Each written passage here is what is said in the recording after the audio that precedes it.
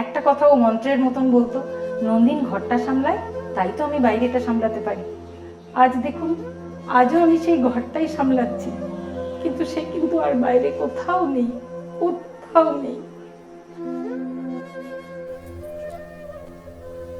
জীবন জীবন কি প্রশ্নের উত্তর কিছু, নাকি নাকি উত্তরের পিছনে ছায়ার মতো জেগে থাকা কিছু প্রশ্ন? আসলে সম্পর্ক সম্পর্ক কি বিশ্বাসের কয়েকটি খোলা জানালা শুধু, নাকি জানালার সামনের রাস্তা দিয়ে হেঁটে চলা মানুষ, চলমান হৃদস্পন্দন? তাহলে জীবন আর হৃদস্পন্দন কোথায় দাঁড়ালো? একে অপরের হাত ছুঁয়ে, নাকি পরস্পরকে ভেদ করে? তবে সম্পর্ক, এই যে ভালোবাসা, আশ্রয়, দ্বিধা, প্রেম, মুহূর্ত, এরা বাস করে কোথায়? হৃদস্পন্দন থেমে গেলে, জীবন যদি থেমে যেত, তাহলে এই দীর্ঘ পথের সম্পর্করা বাঁচত কেমন করে? কেমন করে? শ্রদ্ধেয় পার্থ প্রতিম কুণ্ডু, আসুন আসুন আপনার সাথে একটি কাল্পনিক আলাপচারিতার খেলা শুরু করি আজ। আপনাকে কয়েকটি প্রশ্ন করব, কিন্তু কিন্তু উত্তর দেবে কে? আপনি তো সেই জীবনটার বা রাস্তার সামনের জানালাটার ওই ওই ওপারে চলে গেছে। সেখানে ভিড় করা রঙিন স্মৃতিরা আপনার হাত ছুঁয়ে হাঁটছে। তাই জানালার এপারে যারা রইল, আপনার হয়ে প্রশ্নের উত্তরগুলো তারাই দিক। আপনি বলুন। শুনুন পার্থপ্রতিম বাবু, আপনার স্ত্রী কি বলছেন? হ্যাঁ, আমরা ক্যামেরাটা তার দিকেই ঘুরিয়ে দিচ্ছি। আমাদের আলাপ হয় ঋষি বঙ্কিমচন্দ্র কলেজে। আমি যখন ওখানে ডিগ্রি কোর্সে ভর্তি হই আর কি, ইংলিশে অনার্স নিয়ে, তখন আমার হাজব্যান্ড ওই ঋষি বঙ্কিমচন্দ্র কলেজেই ভর্তি হয়। আর আমরা 3 বছর একসঙ্গে পড়াশোনা করেছিলাম। তারপর যে যার মতন, ও বিটিতে ভর্তি হয়ে গেল, আমি আমার এমএতে চলে গেলাম, কিন্তু যোগাযোগটা ছিলই। তারপর আস্তে আস্তে 92 সালে চাকরি পেল ঘূর্ণি হাই স্কুলে। তারপর 93তেই আমাদের বিবাহ জীবনে প্রবেশ। আমার হাজব্যান্ড পার্থপ্রতিম কুণ্ডু, এই মানুষটা একটা অদ্ভুত মানুষ ছিল। এই মানুষটা সারা জীবন নিজেকে শুধু অন্যের কাজেই উৎসর্গ করেছিল যতদিন বেঁচে ছিল। 92তে জয়েন করেছিল ঘূর্ণি হাই স্কুলে, এবং তারপর ও ইংলিশে এমএ করে, এডুকেশনে এমএ করে, এবং পলিটিক্যাল সায়েন্সেও এমএ করে। কেননা সাংসারিক জীবনে তাকে আমি বিশেষ একটা পাইনি। তবে এটা সত্যি, ও আমাকে খুব বিশ্বাস করতো। ও বলতো সকলের কাছে যে নন্দিন ঘরটা সামলায়, আমাকেও নন্দিন বলে ডাকতো। সংসারের প্রতি ভালোবাসা কিন্তু খুব ছিল। ফ্যামিলিকে সে ভালোবাসতো, হ্যাঁ, সে সময় দিতে পারতো না, কেননা সে সবসময়ই পড়াশোনায় ব্যস্ত। রবিবারগুলো যে কি দুঃসহ কাটতো, আমার মনে হতো যে মানে উইকডেজ বরং ভালো। একটা সময় মেনটেন করে আমাদের সঙ্গে সকলের দেখা হতো, দু একটা কথা হতো। মানে রবিবার মানে ওর সকাল 4:30 হাঁটতে বেরোনো, বাড়ি ফেরা ফ্যামিলির কাছে রাত্রি 10টা। তখন সে মানুষটার সঙ্গে কি করব? তার সঙ্গে ঝগড়া করব, তার বিরুদ্ধে অভিযোগ আনবো, কি করব আমি ঠিক বুঝে উঠতে পারতাম না। তারপরে দাদা এক এক সময় বলতো, ঠিক আছে ঠিক আছে, সন্ধে হোক 8টা হোক, ঠিক দেখতে পাওয়া যাবে, সাক্ষাৎকার নিচ্ছে, সে কৃষ্ণনগরেই আছে। একটা ছোট্ট ঘটনা বলি, পুজোর বাজার করতে খুব ভালোবাসতো, খুব ভালোবাসতো। তো আমরা দুজনেই পুজোর বাজার করতে গিয়েছি। তো সেখানে আমাকে গিয়ে নামিয়ে দিয়ে বললো, নন্দিন তুমি তোমার মতন বাজার করো, আমি একটু ঘুরে আসি। আমি বললাম ঠিক আছে। আমার বাজার করা হয়ে গেল, বাচ্চাদের জামা কাপড় কেনা হয়ে গেল, সব কিছু হয়ে গেল। ওমা, সে তো আর আসছে না। বসেই আছি। হঠাৎ দেখি আমার সামনের রাস্তাটা দিয়ে হুশ করে স্কুটারটা নিয়ে বেরিয়ে গেল। অপেক্ষা ওমা, তারপর দেখি মিনিট 15 পরে আবার হন্তদন্ত হয়ে স্কুটারটা নিয়ে এসেছে। বলছে, নন্দিন জানো, আমি রাজবাড়ি ছাড়িয়ে চলে গিয়েছিলাম, আমার মনেই নেই আমি তোমাকে এখানে বসিয়ে রেখে গেছি। আমি তখন বললাম, আশ্চর্য, আমি তোমার পিছনে বসে এলাম, তুমি বাজার করতে বসালে, তুমি তুমি তুমি চলেই গেলে? বললো হ্যাঁ। মানে সবসময় একটা ওর মনের মধ্যে পড়াশোনা, লেখা, ভীষণ ভীষণ পড়তে ভালোবাসতো। ও যদি একটা পেপারও পড়তো, একটা মানুষও কথা বলতে পারবে না। আমি যাকে খুব করে মনে প্রাণে সংসারী করতে চেয়েছিলাম, ঘরমুখী করতে চেয়েছিলাম, দেখুন ঈশ্বর কিন্তু তাকে ফিরিয়েই দিয়েছিল। আমার কাছে 5টা বছর, 5.5টা বছর সে ছিল, কিন্তু আমি তো তার এই স্টেপটা চাইনি। আমি তো কখনোই চাইনি যে পার্থপ্রতিম কুণ্ডু ওরকম ভাবে বিছানায় বন্দি হয়ে থাকুক।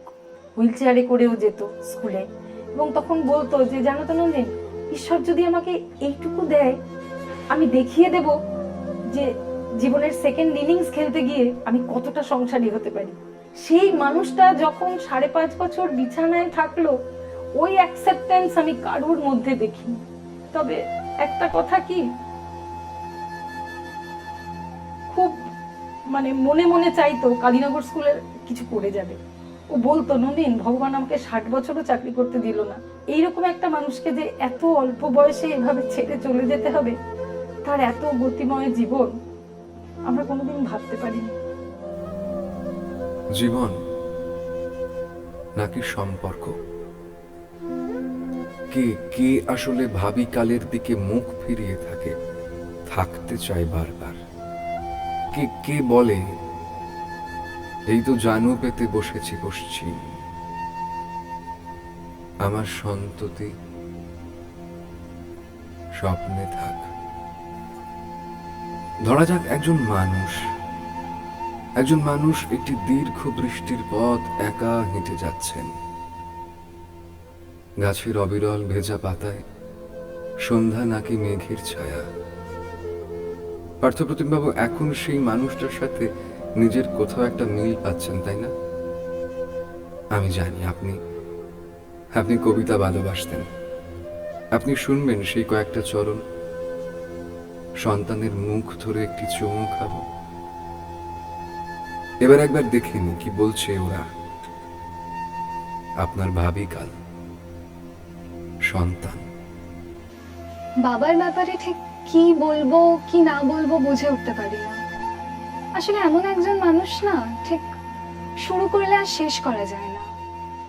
আমি তো মেয়ে, আমার খুব প্রিয় মানুষ, খুব কাছের মানুষ, এবং আমি সবসময় বাবাকে এটা বলতাম যে অভিমানের লিস্টে কিন্তু তুমি একদম টপ করো, জানো তো।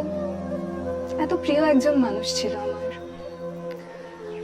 আসলে ছোটবেলা থেকে যখন বাবাকে দেখেছি, এত রাগী, এত রাগ, এত মেজাজ। পড়াতে বসতো যখন আমাকে, খুব কষ্ট পেতাম, দুঃখ হতো যে এত রাগ করছে, কেন এরকম করছে, আর একটু সময় দিতে পারে আমাকে, আর একটু কাছে টেনে নিতে পারে না। কাছে যে টানেনি তা নয়, টেনেছিল, ভীষণ ভাবেই টেনেছিল, কিন্তু কোথাও গিয়ে যেন কিছু একটা বাধা হয়ে দাঁড়াতো আমার আর বাবার মধ্যে। এরকম ভাবেই চলছিল। আস্তে আস্তে আমিও একটু একটু বড় হলাম। ঠিক যেই সময় একজন বন্ধু হিসেবে বাবাকে পেলাম জীবনের 5.5টা বছর, তখন যেন বাবা প্রকৃতপক্ষেই একজন বন্ধুই হয়ে উঠেছিল আমার। প্রত্যেকটা ব্যাপার গিয়ে শেয়ার করা, হ্যাঁ বকা খেতাম না তা নয়, কিন্তু শেয়ারও করতাম তার সাথে সাথে সবকিছু। অনেক কথা বলতাম বাবাকে, অনেক অ্যাডভাইসও দিত আমাকে। দূরদর্শিতা ছিল তো মানুষটার, বুঝতে পারতো। আর কেন জানি মনে হয় বাবাই একমাত্র যে আমাকে ঠিক চিনেছিল, ঠিকটা বুঝেছিল। ছোটবেলা থেকে আমাকে গ্রামারটা খুব ভালো করে শিখিয়েছিল, ইংলিশটা আমাকে শিখিয়েছিল, যার জন্য পরবর্তীকালে ইংলিশ লিটারেচার নিয়ে আবার পড়েছি। আমি ব্যাচেলার্স কমপ্লিট করেছি। হ্যাঁ, মানবিমান ওখানেও হয়েছে, কিন্তু অনেক কিছু বুঝেছিল বাবা আমাকে নিয়ে, অনেক স্বপ্নও দেখেছিল। জানি না কতটা কি আমি কতদূর কি করতে পারবো। একটা কথা বলি, যখন আমি এমএ এর জন্য ভর্তি হব, কি নিয়ে পড়বো, কোথায় যাব, এরকম ভাবে একটু দিশেহারা হয়ে যাচ্ছি, একদিন বাবার কাছটায় বসে আমি বাবাকে বলছিলাম যে বাবা দেখো, আমার মনে হয় সত্যি আর কিছু পড়াশোনা হবে না, জানো তো। আমি এত দিশেহারা, বুঝতেই পারছি না কখন কোথায় কি নিয়ে পড়বো। কেঁদে ফেলেছিলাম বাবার কাছে গিয়ে। তখন না মানুষটা আমাদেরকে খুব অদ্ভুত ভাবে তাকিয়ে বলেছিল, বাবু তুই আমার মেয়ে হয়ে কাঁদছিস? জীবনে 5.5টা বছর দেখ আমি বিছানায় আছি, কোনোদিন আমি কোনো মানসিক শক্তি হারাইনি রে, তুই আমার মেয়ে হয়ে কাঁদছিস? সেদিন আমি বুঝেছিলাম যে না, ঠিকই তো, লড়াইটা তো চালিয়েই যেতে হবে। আর আমার এই লড়াইয়ের একমাত্র ইন্সপিরেশন ছিল কিন্তু আমার বাবা। হ্যাঁ, আমি হারিয়ে ফেলেছি, আজকে মানুষটা আমার পাশে নেই, কিন্তু আমার কখনো এটা মনে হয় না সে পুরোপুরি অ্যাবসেন্ট। লোকটা তো কোনোদিন নিজেদের ছিলই না, বাড়ির ঘরের লোক ওরকম ভাবে আমরা বলতে পারি না, কারণ বাবা সবার মধ্যে ছিল, এখনো আছে। ওই জন্য বাইরে বেরোই কি যেখানেই যাই না কেন, আমার মনে হয় যে না, সত্যি বাবা সারা কৃষ্ণনগর জুড়েই আছে, হয়তো সবার মধ্যেই হয়তো আমরা বাবাকে দেখতে পাচ্ছি। বাবাকে তো নামেই বাবা ডাকতাম, আসলে তো ছিল আমার বন্ধু, মানে বেস্ট ফ্রেন্ড। তার থেকে যদি কিছু বেশি হয় তাহলে বাবা ছিল। মানে যতক্ষণ বাড়িতে, তো মা বললোই যে খুব বেশি সময় থাকতো না, কিন্তু যতক্ষণ বাবা বাড়িতে ততক্ষণ বাবার সাথে আমি। বাবার সাথে আমার ক্রিকেট খেলা, আমার ফুটবল খেলা, আমার ঘুড়ি ওড়ানো, মারপিট, বক্সিং, দাঁত ভেঙে যাওয়ার মতন বক্সিং হতো। তা হ্যাঁ, বাবা একটু বাইরের জগৎটাই বেশি ছিল বাবার, কিন্তু আমি বলবো যে আমাকে কোনোদিনই যে কম সময় দিয়েছে তা না। আমি ছোটবেলা থেকেই অ্যাজমাতে ভুগতাম, কলকাতায় ডক্টর সুব্রত বিষ্ণুর কাছে নিয়ে যাওয়া। আমার মনে আছে যে কলকাতায় তো বৃষ্টি হলেই জল জমে যায়, তা হাঁটু জলে প্রায় একবারে কোমর অব্দি জল ছিল, আমাকে কাঁধের উপর বসিয়ে নিয়ে যাওয়া বাবার, সবকিছুই আমার মনে আছে। এবং হ্যাঁ, বাবার সাথে পড়তে যেতাম যখন 10টার পড়া থাকলে হয়তো 11টার পরে তো পৌঁছাতামই। আর যদি সন্ধ্যে 6টার সময় ছুটি হতো তাহলে ওই বাড়ি আসতে আসতে 8টা, 5 মিনিট দূরে হলেও 8টা, কারণ বাবা দেরি করতো আনতে যেতে। তবুও মানে বাবার থেকে বড় বন্ধু আমার কাছে আর ছিল না। সব গল্প, খেলা, যা যা আমার যা যা জীবনে হতো বাবাকে বলতাম, এবং অদ্ভুতভাবে বাবাও আমাকে বলতো। এবং যত দিন পেরোলো, বাবার যত মানে 19-এর কাছে এলো, বাবা শেষের কাছে, বন্ধুত্বটা আরো গভীর হয়ে গেছিল। মানে বাবার মায়ের প্রেম, বাবার মায়ের দেখা কিভাবে মেলা হলো, তুমি প্রথম দেখলো, সব সব গল্পই যেন আমি জানি। অদ্ভুত একটা বন্ধুত্ব ছিল। আর বাবা একটা জিনিস, বাবা নেই তবে আমার তাতে কোনো ক্ষোভ নেই। আমার একবারও মনে হয় না যে বাবাকে আরেকটু পেলে ভালো হতো, কেননা বাবা যা শিখিয়ে গেছে তা আমি কোনোদিন করতে পারবো না। বাবা শিখিয়ে গেছে কিভাবে পুরুষ হতে হয়, কিভাবে কখনো হারতে নেই। এখন আমার মনে হয় এই জিনিসটা করব, তারপর নিজেই মারি, এ বাবা আমি তো পার্থপ্রতিম কুণ্ডুর ছেলে, এই কথাটা আমি বলছি। সুতরাং বাবার যে অবদান আমি কোনোদিনই বলতে পারবো না। বাবা আছে এবং বাবা থাকবে। জীবন নাকি দেশকাল, যতক্ষণ হৃৎপিণ্ডটা বুকের ঠিক মাঝখানে বসে গান গাইছে ততক্ষণই শুধু জীবন, বিক্ষণ আর দেশকালের প্রান্ত। একটি মানুষ তাই শুধু যতটুকু বাঁচে ততটুকুই তার সীমা, কিন্তু মেপে দেবে কে, এঁকে দেবে কে জীবন শব্দটার পাশে? জীবন শব্দটার পাশে তাই যুদ্ধ শব্দটা কপালের মাঝখানে রক্তচন্দনের ফোঁটার মতো জেগে থাকে। যুদ্ধ কখনো থামে, কিন্তু কিন্তু যোদ্ধার স্বপ্নের কোথাও শেষ নেই। শিবনাথ বাবু, আপনি দেশ, কাল, জীবন বা যুদ্ধ, হতভাগ্য এ দেশের অনেক সংগ্রাম, রক্তপাত, ইতিহাস আর সময়কে দেখেছেন দুহাতের তাপে। মাননীয় পার্থপ্রতিম কুণ্ডু আপনার সেই স্বপ্নপথের শরিক, অনেক ইচ্ছের দোসর। তিনি কোনো প্রশ্নের উত্তর দিচ্ছেন আজ, আপনি বলবেন কিছু? পার্থপ্রতিম কুণ্ডু কালীনগর হায়ার সেকেন্ডারি স্কুলের প্রধান শিক্ষক হিসাবে 2005 সালের 5ই জানুয়ারি জয়েন করে। পার্থপ্রতিম অকালে আমাদের ছেড়ে চলে যায়। পার্থর যোগ্যতায়, পার্থর বাচনভঙ্গিতে, পার্থর জ্ঞানী গরিমায় সেই স্কুলে শিক্ষকতার পথ সে পেয়েছিল। তারপর থেকে স্কুলে একটা প্রাণ চঞ্চলতা বেড়ে গেল। আমরা স্কুল প্রতিষ্ঠা করে যেটুকু করেছিলাম, আমার সঙ্গে হাত মিলিয়ে বন্ধুর মতো হাত মিলিয়ে উন্নয়নের কাজে সে ব্রতী হয়েছিল। সে বিদ্যালয়কে, ছাত্রদেরকে বহু প্রভূত দিয়েছেন। মেন ভেন্যু করবার চেষ্টা করে সে মেন ভেন্যু করলো। একক চেষ্টায় শিক্ষকদের নিয়ে, আমাকে নিয়ে সেই পরীক্ষা কি সুন্দরভাবে পরীক্ষা পরিচালনা করেছে। কিন্তু দুঃখের কথা, সুখ বেশি দিন টেকে না। 2019 সালের 25শে মে সব চেষ্টা ছেড়ে চলে গেল। ওর বিয়োগ আমার আপনের চাইতেও বড় বিয়োগ বলে আমি মনে করি। ওর ব্যথা আমি অনুভব করি। ওর আরো যে সমাজে দেওয়ার জায়গা ছিল, সে জায়গাটা আমরা হারিয়ে ফেললাম। ওর প্রতি আমার শ্রদ্ধা, ভালোবাসা। জীবন বা যুদ্ধ, সম্পর্ক বা মৃত্যু, ভাঙা স্বপ্নের মাঝখানে দাঁড়িয়ে আবার আবার গড়ে তোলার ডাক মাননীয় পার্থপ্রতিম কুণ্ডু। আপনি কি ভুলে গেছেন এই মানুষটিকে?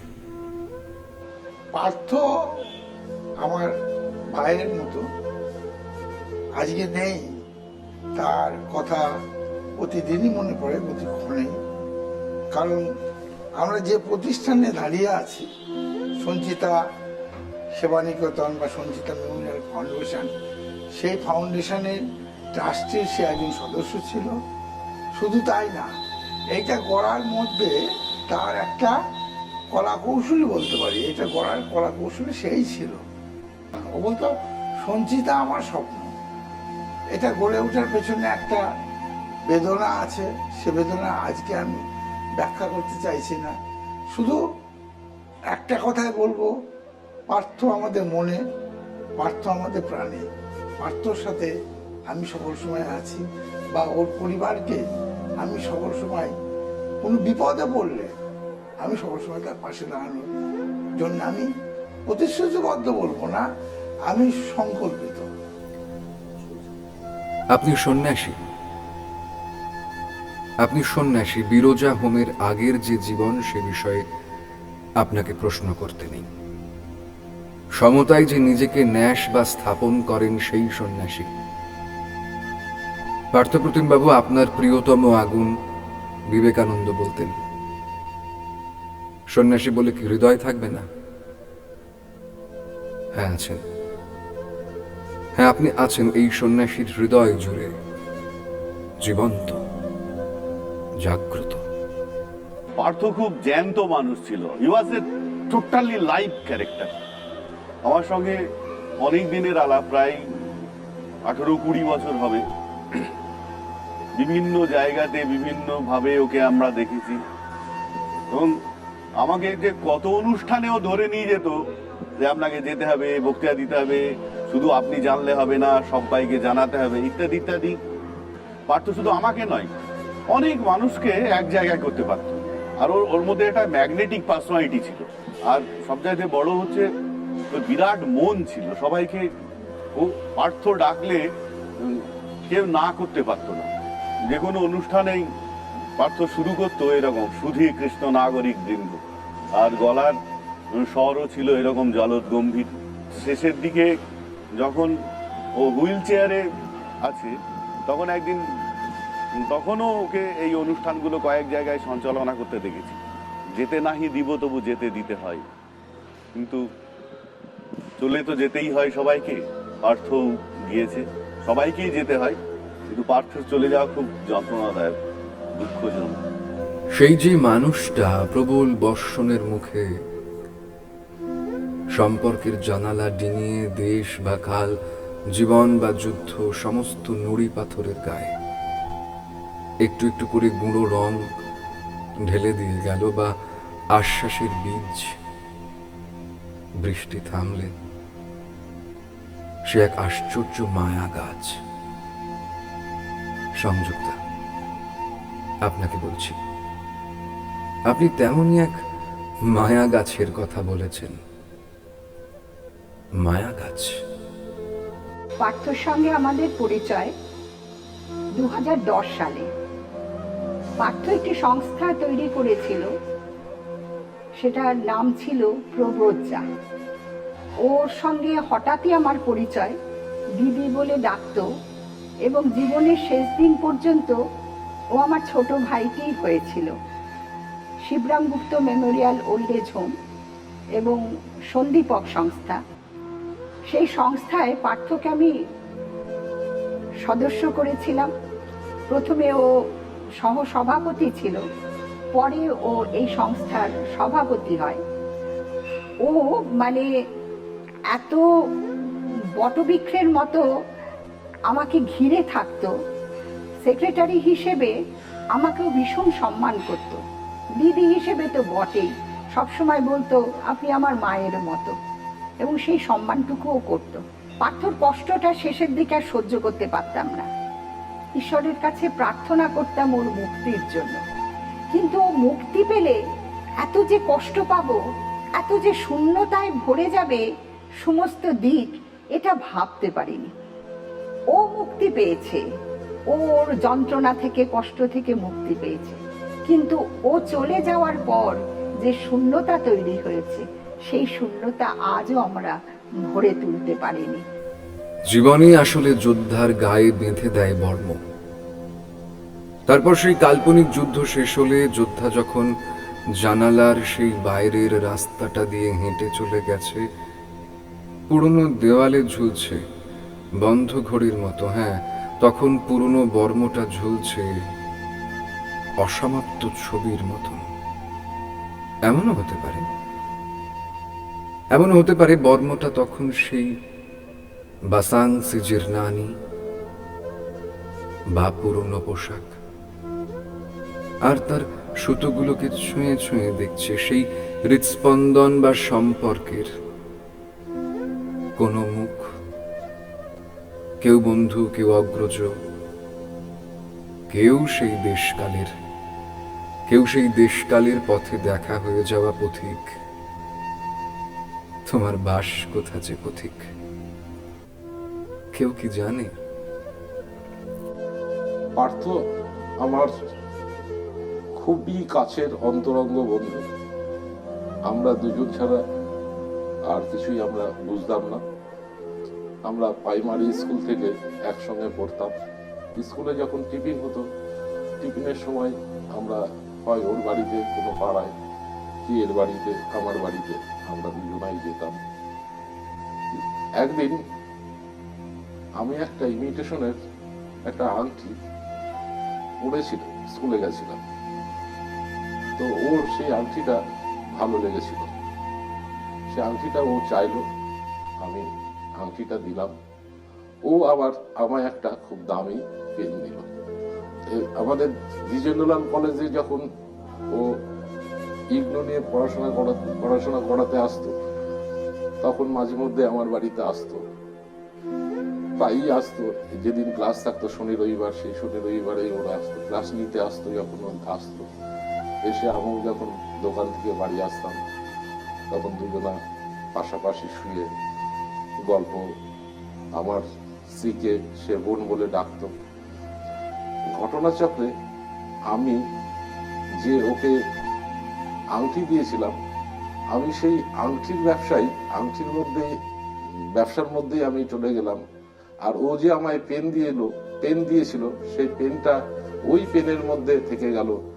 পরবর্তী জীবনে ও শিক্ষকতাটাকেই জীবিকা হিসাবে নিল। ওর যে মৃত্যু, আমার পিতা যে মৃত্যু হয়েছে, আর আমার ভগ্নিপতি দুজন মারা গেছে, যে কষ্ট পেয়েছি, ঠিক সমানে ওর মৃত্যুতে আমার অত্যন্ত দুঃখের সঙ্গেই বলছি, পার্থপ্রতিম কুণ্ডু যে আমাদের ছাত্র ছিল, শুধু ছাত্র বলে নয়, এনার্জেটিক এবং সোশ্যাল সমস্ত কাজের সঙ্গে ইনভলভ থাকতো। প্রথম থেকে এই গৌড় উচ্চ বিদ্যালয়ে একবার আমরা শ্রীমৎ স্বামী জ্ঞানালোকানন্দজি মহারাজকে নিয়ে সম্মেলন করতে যাই, যুব সম্মেলন। তখন ওর ভূমিকা ছিল অতি সুন্দর। পরবর্তীকালে যখনই কৃষ্ণগড় রামকৃষ্ণ আশ্রমের সঙ্গে আমি যখন একাত্মভাবে জড়িত ছিলাম, সম্পাদক ছিলাম, সমস্ত বিবেকানন্দ ভাবানুরাগী একজন যুবক হিসাবে সে সমস্ত কাজে অংশগ্রহণ করত। এবং ভূমিকা নিত। যে সমস্ত প্রতিযোগিতা হতো, প্রতিযোগিতার বিচারক হিসাবে তাকে ডাকা হতো। বক্তৃতা, আবৃত্তি, তার গলার কণ্ঠ, ভাষা এবং বিভিন্ন অনুষ্ঠানের সঞ্চালনা আমাদের মুগ্ধ করেছে। তার মতো এই রকম বলিষ্ঠ চেহারা একটা যুবক অকালে ঝরে গেল, এটা আমাদের একটা মর্মাহত আমরা, এবং ঈশ্বরের কাছে প্রার্থনা করি শ্রী ঠাকুর রামকৃষ্ণদেব, শ্রীমা সারদা এবং স্বামী বিবেকানন্দের চরণতলে যেন তার স্থান হয়। 98 সালের পরে এখানে আসি, শুভেন্দু মেমোরিয়াল গ্রামীণ হাসপাতাল তৈরি হয়। তারপর থেকেই আমার সম্পর্ক পার্থর সঙ্গে। পার্থ যেন মনে হয়েছিল আমার কাছে একটা নিবেদিত প্রাণ মানুষ, সকলের ভালোবাসার ও কাঙাল, সকলকে ভালোবাসতে ও অত্যন্ত পারদর্শী। তার সবসময় ভাষণ সবসময় ছিল অত্যন্ত ছন্দময়, এবং ছন্দময়ের আকর্ষণে সে আমাকে আকর্ষণ করেছিল। আমাদের হাসপাতালের বিভিন্ন অনুষ্ঠানকে পরিচালনা করেছে। জর্জ ফার্নান্ডেজ যখন এসেছিল তার মিটিংও সে পরিচালনা করেছিল। রেজাল্ট কি হতো জানেন? জর্জ খোঁজ নিয়ে জিজ্ঞেস করেছিল এই ছেলেটি কে। আকর্ষিত হয়েছিল জর্জও। কাশীকান্ত মৈত্র তাকে খুবই ভালোবাসতেন। তার যখন কর্কট রোগের যন্ত্রণা তাকে কষ্ট দিচ্ছে, তখন তাকে রবি ঠাকুরের গান শোনাতো কাশীকান্ত মৈত্র মোবাইলে। ভাবা যায় এই ধরনের একটা মানুষ সে আজ আমাদের মধ্যে নেই, অনেক আগেই সে চলে গেল। সে আরো বেশি দিন থাকলে সমাজের আরো বেশি কল্যাণ হতো। পার্থর সঙ্গে সম্পর্ক প্রায় দীর্ঘ 20 থেকে 22 বছর। পার্থ আমার রক্তের সম্পর্কের কেউ না হলেও, সম্পর্ক যদি রক্তের নিরিখে নির্ণয় করা হয় তাহলে আলাদা কথা। রক্তের নিরিখে যদি নির্ণয় না করা হয় তাহলে পার্থ কোনো অংশেই আমার পরিবারের যে কোনো সদস্য থেকে আমার কাছে তার অস্তিত্ব, সম্পর্ক যে কোনো পরিবারের যে কোনো সদস্যের মতোই। পার্থর সব থেকে যে জিনিসটা আমাকে আকৃষ্ট করত তার আন্তরিকতা এবং মানুষকে আপন করে নেওয়ার ক্ষমতা। ভাবতে অবাক লাগে একটা প্রাণবন্ত ছেলে কিভাবে কয়েক দিনের মধ্যে সেটা একটা যেন ফুটন্ত ফুল, সেটা আস্তে আস্তে কিভাবে যেন শুকিয়ে চোখের সামনে শুকিয়ে গেল। একবার সেদিকে তাকালে চোখে জল আসা ছাড়া আর অন্য কিছু আসতে পারে বলে আমার মনে হয় না। পার্থর একদিকে ছিল অগাধ পাণ্ডিত্য, যে কোনো বিষয়কে জানার সাংঘাতিক রকম ইচ্ছা। সে রাজনৈতিক হোক, সে সামাজিক বিষয় হোক, ধর্মীয় বিষয় হোক, যে কোনো বিষয়ে। এবং সব থেকে আশ্চর্য লাগে তার স্মৃতিশক্তি।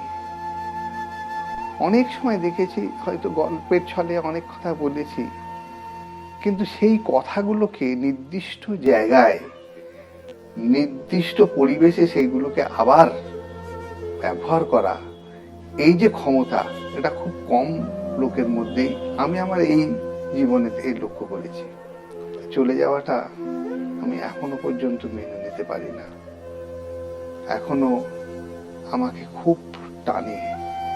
মাঝে মাঝেই মনে হয় পার্থ যেন সামনে এসে দাঁড়িয়ে সেই যে আপন করা মানে স্বর, স্যার বলে তার ডেকে ওঠা, এটা এখনো আমাকে ঘুমের মধ্যে আর মাঝে মাঝে এই 1 বছরের মধ্যে কয়েকবারই যেন আমাকে ওই ডাকে আমার ঘুম ভেঙে গেছে। বিশেষ করে এই যে এখন লকডাউন চলছে, এই যে বিশেষ করে অতিমারি চলছে, যখন আমরা ঘরের মধ্যে বন্দি, একদিন আমার ছেলে বলছিল যে বাবা ভাবো তো, আমরা এই ক মাসের মধ্যেই আমরা হাঁপিয়ে উঠছি। পার্থ কাকু 5টা বছর একটা বিছানার মধ্যে নিজেকে গুটিয়ে রেখেছিল, কিন্তু তার সঙ্গে যখন কথা বলতাম তখন মনে হয় না যে সে এই একটা বিছানার মধ্যেই নিজেকে আবদ্ধ রেখেছে। সে যেখানেই থাকুক, সে ভালো থাকুক, তার আত্মার শান্তি হোক, এটাই কামনা করব। আমার খুব সৌভাগ্য যে অনেক কনভেনশনাল এবং ইগনো স্টুডেন্টের মধ্যে আমি স্যারকে অনেকটা বেশি পেয়েছি। এবং আমার সঙ্গে স্যারের প্রথম দেখা, যেটা যখন আমি ক্লাস 8 এবং ক্লাস 9-এ পড়ি, তখন বক্তৃতা মঞ্চ বিবেকানন্দ ভাবনুরাগী বিভিন্ন সম্মেলন হতো, সেই সম্মেলনে আমি ছুটে যেতাম এবং সেই সম্মেলনে দেখি স্যারকে বক্তৃতা দিতে। অসাধারণ বক্তা ছিলেন উনি, এটা ফার্স্ট ফেজ। আর সেকেন্ড ফেজে আমি স্যারকে যেটা পেয়েছি সেটা হচ্ছে স্যার 2011 থেকে 2014-এ ইংলিশ অনার্স আমাকে পড়িয়েছেন, আমরা পড়েছি স্যারের কাছে। এবং থার্ড ফেজটা যেটা, সেটা খুব কষ্টের এবং অসম্ভব অসময় ছিল। সেটা মাস্টার্স করেছি ইংলিশে স্যারের কাছে। এবং মানুষটা ভীষণ মনের জোর ছিল, অসাধারণ মনের জোর ছিল মানুষটা ভীষণ কাজ করতেন, অনেকটা সময় মানুষকে দিতেন, মানুষের পাশে ছুটে যেতেন। আর তাই স্যারের জন্য আমি দু একটা কথা লিখেছি কলমের গালিতে। সংগ্রাম ও সংগ্রামী জীবন খুব কাছ থেকেই হয়তো দেখেছি তোমার দৃঢ় প্রতিজ্ঞার এক অনন্ত প্রয়াস। কাছ থেকেই দেখেছি সাফল্য, তুমি লড়াইয়ে থেকো। একটা অসম্ভব অসময় ছিল ঠিকই, কিন্তু পরাজয় কখনো ছুঁতে পারেনি। তাই উদ্যম, সাহস, ত্যাগের প্রাণটি চলে গেলেও আসলেই চলে যায়। স্যারের সাথে পরিচয় সেই ছোটবেলা থেকে। তারপরে সময় যত এগিয়েছে তত স্যারের কাছাকাছি এসেছি, স্যারকে অনেক কাছ থেকে দেখেছি। স্যারকে একজন অভিভাবক হিসাবে, একজন অসমবয়সী বন্ধু হিসাবে পেয়েছি। দীর্ঘদিন যাবৎ বাইরে থাকার কারণে স্যারের সঙ্গে বছরে একবারই দেখা হতো, কিন্তু দেখা হওয়ার পরে আমাদের কথা যে কোথায় শুরু হতো আর কোথায় যে শেষ হতো তার কোনো কিনারা থাকতো না। ছাত্র জীবনে একজন শিক্ষক হিসাবে, একজন অভিভাবক হিসাবে পাওয়া তার শিক্ষা, তার আদর্শ, তার চিন্তাধারা সবসময় জীবনে চলতে সাহায্য করছে এবং করবে। অনেক স্মৃতিকথা আছে যা সব সময় মনে পড়ে। তার যে শূন্যতা সেটা সব সময় অনুভব করি। জানি না তার এমন কি তারা ছিল যে খুব তাড়াতাড়ি চলে যেতে হলো। তবে স্যার যেখানেই থাকবেন নিশ্চয় ভালো থাকবেন, এই প্রার্থনা করি। আমি তখন ক্লাস 8-এ উঠেছি, কেবল নতুন, সেটাও সম্ভবত 1991 সাল হবে। পার্থদের কাছে পড়তে গেছি প্রথম দিন। হঠাৎ আমাকে আর আমার এক বন্ধুকে দাঁড় করিয়ে দিলেন, বললেন আজ সকাল থেকে তোরা যা যা করেছিস সেটা কনভারসেশনের মাধ্যমে আমাদেরকে বুঝিয়ে দে। তো তখন ইট ওয়াজ এ শক, কারণ তখন ক্লাস 8 মফস্বল শহরের একটা ছোট স্কুলের ছাত্র, কিন্তু চেষ্টা করলাম, কিছু বলতে পারলাম। যেটা দেখার ছিল সেটা হচ্ছে পার্থদা প্রচুর উৎসাহ দিয়েছিলেন, বলছেন ভালো হচ্ছে। সেদিন যেটা পেয়েছিলাম সেটা হচ্ছে আত্মবিশ্বাস। পার্থদা এই কাজটা ভালো করতেন, প্রত্যেকটা ছাত্রের মধ্যে আত্মবিশ্বাস জাগিয়ে তুলতেন। আর যখন বিশ্ববিদ্যালয়ে পড়াই তখন আমিও চেষ্টা করি ছাত্রদের মধ্যে সেই আত্মবিশ্বাসটা জাগিয়ে রাখতে, যাতে করে তারা ভালো কিছু করতে পারে।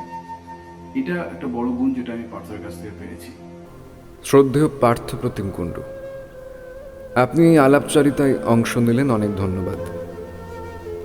কিন্তু বিশ্বাস করুন আপনার বেশি সময় আর নেব না, কারণ সময়ের খেয়ালে ছবির পর ছবি, পথের পর পথ, স্বপ্নের পর স্বপ্ন সাজাতে সাজাতে হৃদস্পন্দন আর দেশকালের সীমা অতিক্রম করে আপনি এখন সেই আবহমানের ভিড়ে মিশে গেছেন।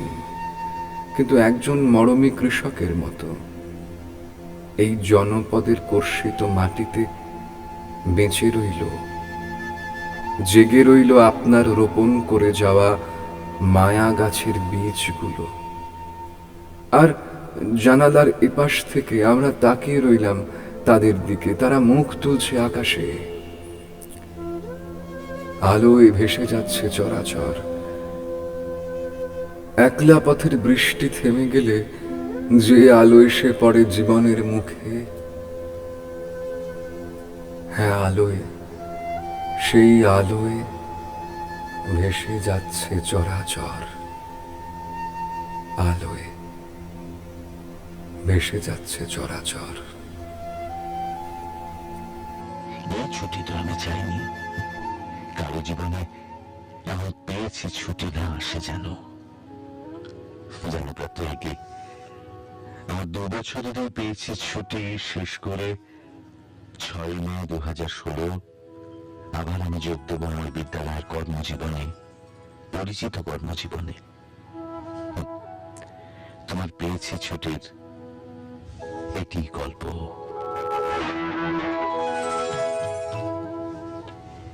এই অভাবনীয় অথচ সত্য গল্পটি পেয়েছি ছুটি শিরোনামে তুলে ধরেছেন চিঠির পাতায় পার্থপ্রতিম কুণ্ডু, ডাকঘর শক্তিনগর, কৃষ্ণনগর, নদিয়া থেকে।